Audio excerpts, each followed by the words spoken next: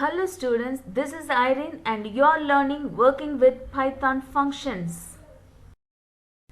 In this part 9 video, you will learn the subtopic scope of different kinds of variables.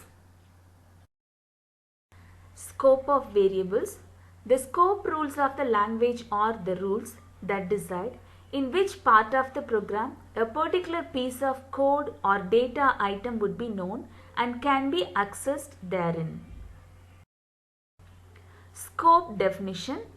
Part of program within which a name is legal and accessible is called scope of the name. I repeat, part of program within which a name is legal and accessible is called scope of the name.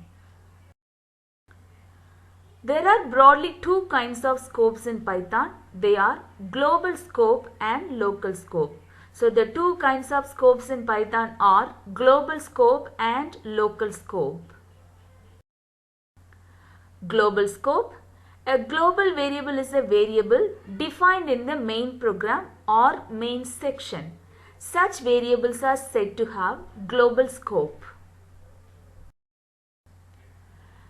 Global variables are usable inside the whole program and all the blocks contained within the program. Local scope. A local variable is a variable defined within the function. Such functions are said to have local scope. Local variables can be used only within the function and the other blocks contained under that. The names of formal arguments also have local scope. A local scope can be multi-level. There can be an enclosing local scope having a nested local scope of an inside block. Scope example 1. Let us see the scope of different variables in this program. Scope of different variables of this program will be explained through a flow of execution. Before that, let us analyze this program. Here all the statements are numbered for our reference. Let us consider this program. It starts with the function definition which has two statements in its body. It has four top level statements also. We must know what are top level statements. The statements which do not have space in the beginning are called top level statements.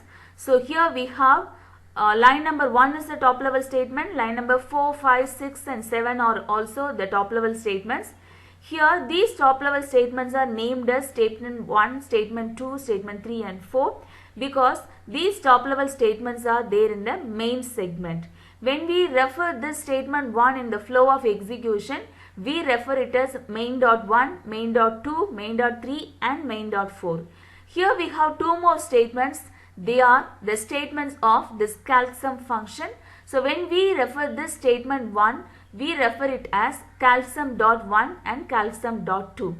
Now let us come to the flow of execution. Python's execution starts from the first top level statement. In this program, the first top level statement is def calcsum parameters x and y. So when Python's interpreter encounters the function header, it omits its function body. So line numbers 2 and 3 are ignored when the execution of first line is over.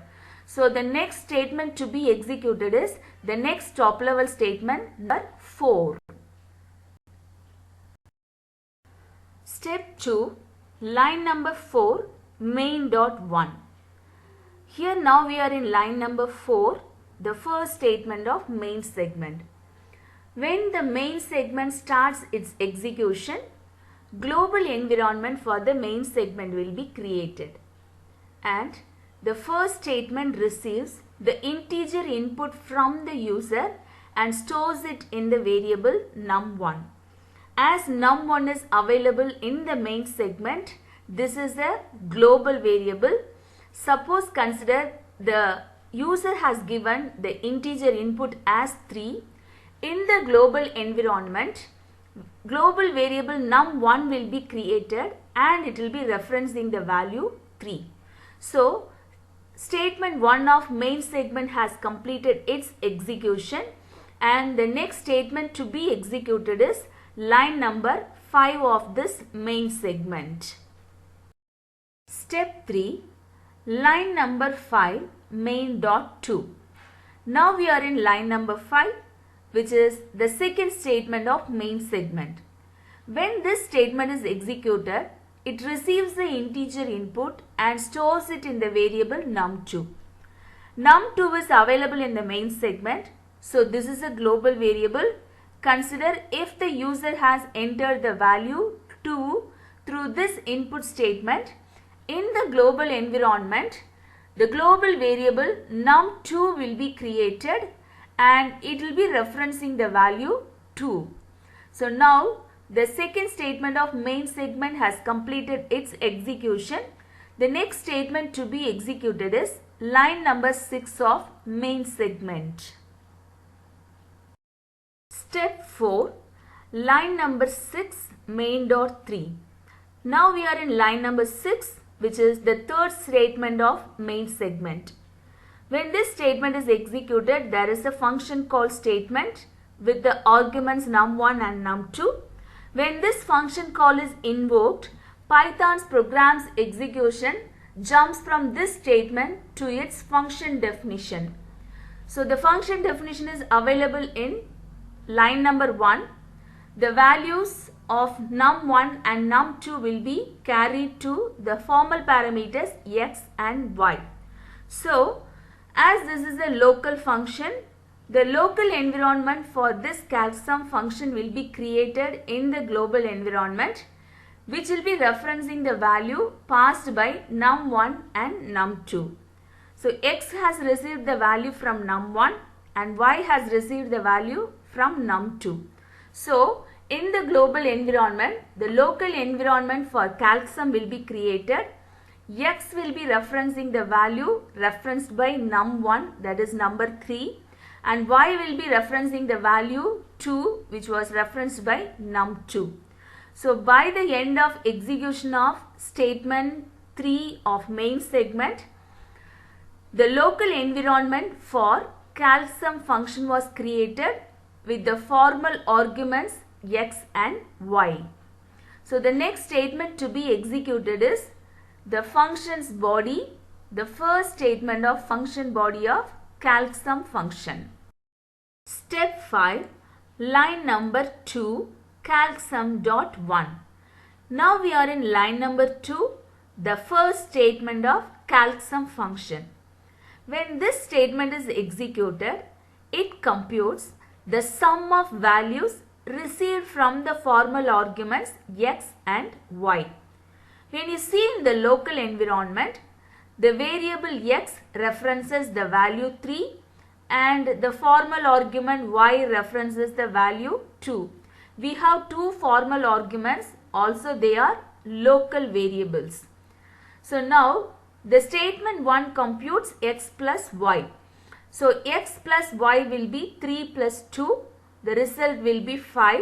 So 5 will be stored in the variable z by the end of statement 1. So here in the local environment, a variable z, local variable z will be created and it will be referencing the computed result 5, that is 3 plus 2, 5. So at the end of statement 1 of calcsum function, a local variable z has been created which is referencing the value 5 now. So the next statement to be executed is line number 3, the second statement of calcsum function. Step 6, line number 3, calcsum.2. Now we are in line number 3, which is the second statement of calcsum function. So when this return statement is executed, it returns the computed value of z to the function call statement wherefrom it was called. This calcsum function was called from line number 6 from statement 3. So the value of z will be now substituted in place of this function called calcsum num1 comma num2. So this statement will look like sum equal to the value of z. Now let us see what is the value of Z in the local environment. Now the value of Z is 5. So at the end of return statement, the value of Z will be returned to the global variable sum.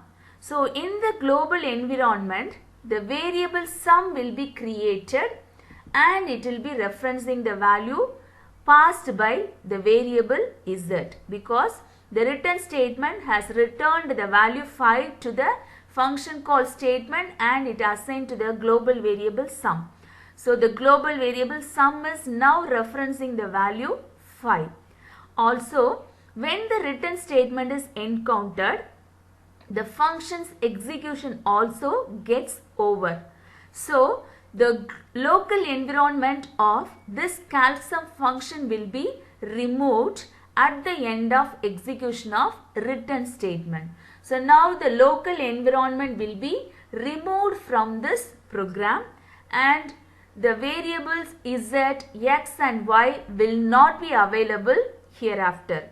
The variables X and Y were available only during the function call, and at the end of function call, the local environment and the local variables have been removed from this program.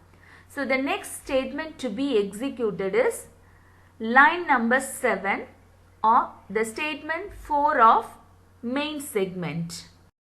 Step 7, line number 7, main dot 4. Now we are in line number 7, which is the fourth statement of main segment. This statement is a print statement. So it prints sum of given numbers.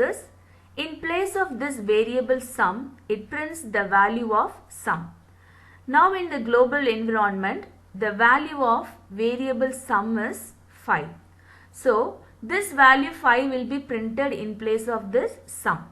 So the output printed will be sum of given numbers is 5. So in the output screen, this result sum of given numbers is 5 will be printed. So at the end of execution of line number 7, statement 4, the output will be printed on the screen. In this way, this program's flow of execution ends by the last statement of main segment. Now the program gets over when the last top level statement of this program completes its execution. So when you see the global environment also removed from here, so in computer's memory, the global environment will be removed for this program. So from this example, we can understand the global variables are available throughout the program. The global variables num1, num2 and sum were available throughout the program, but the local variables x, y and z were available only when the function was called and during the execution of the function. When this function's execution ended by this return statement, the variables x, y and z were removed from the computer's memory. So the scope of variable x is local scope and the scope of variable y is local scope and the scope of variable z is also local scope and the scope of variable num1 is global scope and the scope of variable num2 is global scope and the scope of variable sum is also global scope. So these global scope variables can be available anywhere in the program, but the local scope variables can be available only inside the block. In this video, you have learned what are scopes, what are global scopes and local scopes, and a Python program to know the scope of different variables. Coming up next, scope example 2, video part 10.